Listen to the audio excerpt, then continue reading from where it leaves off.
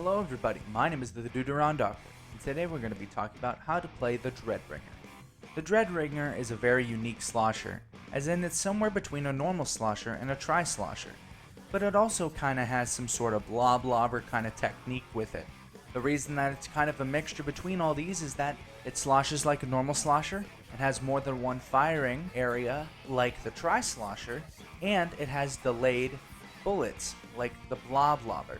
So this weapon has very good tracking and you can combo things very well with it. Now, what it lacks is damage. Its damage is kind of okay at best. It takes 3 sloshes to kill somebody. Not only that, but you also have Reef Slider as your special, which doesn't exactly help. But we'll get into how that helps and hurts the weapon later. This weapon is a very supportive weapon, but if you know how to use it right, you can definitely play frontline with it. So the way that it works is you have 2 sloshes per press of the fire button. If you combo these and you track your opponent, you can get kills very fast. If you flick your controller or flick your stick for whoever on Earth uses sticks anymore, if you do that, you can track your opponent and get an easy kill pretty fast. You can also track them over walls, you can track them around corners.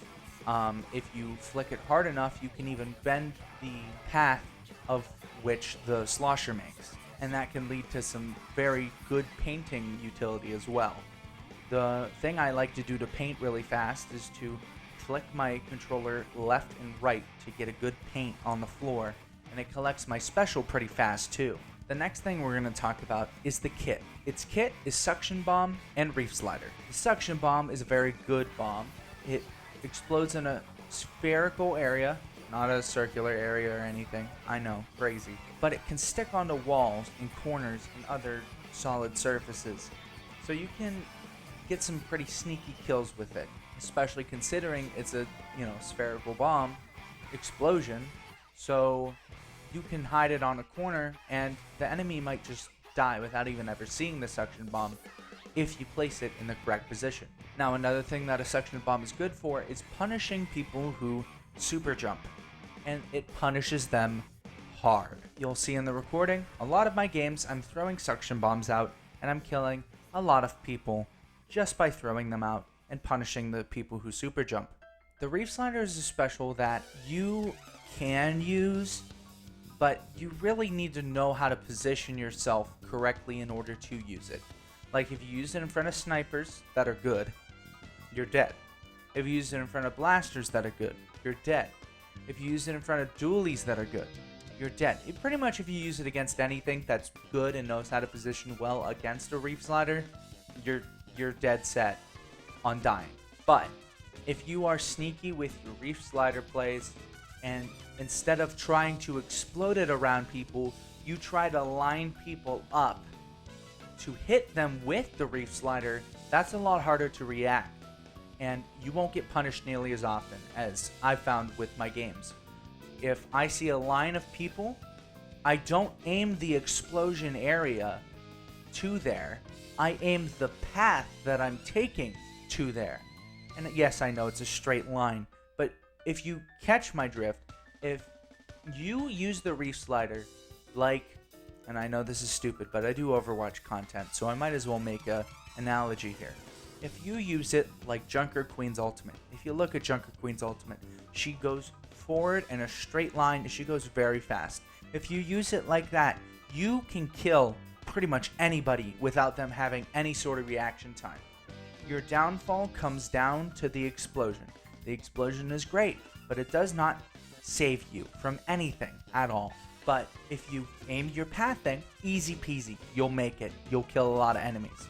Especially if you surge off of a wall and use your ult, it's gonna probably give them a little bit of time because, you have to land on the ground before using it, and I think that's stupid, but you have to land on the ground before you use it.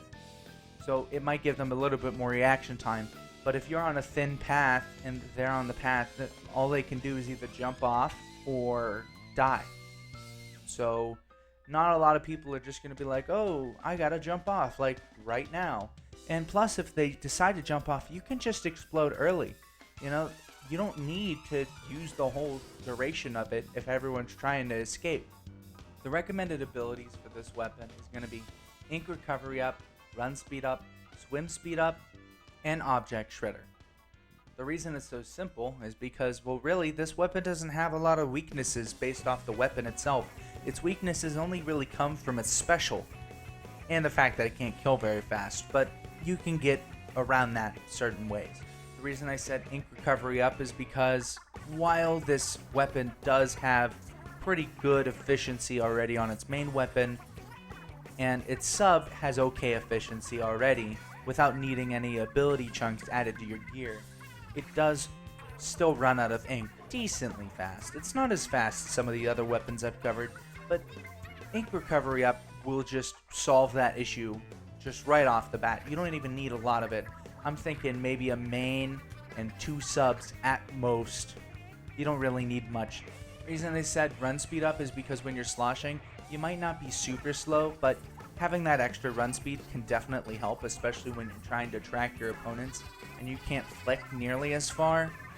So maybe that extra run speed can move that path just a little bit further to the left, granting you the ability to get that crucial kill. The reason I said swim speed up is because it's just good for the weapon. Just generally, because it tries to track people, you need to have the speed to be able to avoid people and catch up with other fast people, like an ink brush, for example. And the reason I said object shredder is because it does not get rid of objects very fast, if at all.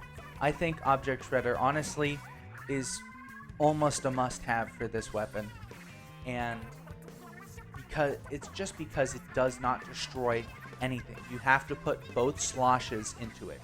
And if you put both sloshes into it, it just wastes your ink if you're trying to get rid of, like, the super buddies or whatever they're called. Or if you're trying to get rid of a squid beacon, it just takes way too long to do. Anyways, overall, this is probably my favorite weapon thus far, and I'm probably gonna try to pick it up as a main, and I might even be playing Splatoon 3 a lot more. Because this weapon just genuinely is really fun to play. It's probably the most fun I've had playing Splatoon 3 in quite a while, and I win almost every game with it. So I might as well at least give it a shot, even if I end up realizing I suck at it. But anyways, my name is the Deuteron Doctor, and I will see you later. Bye!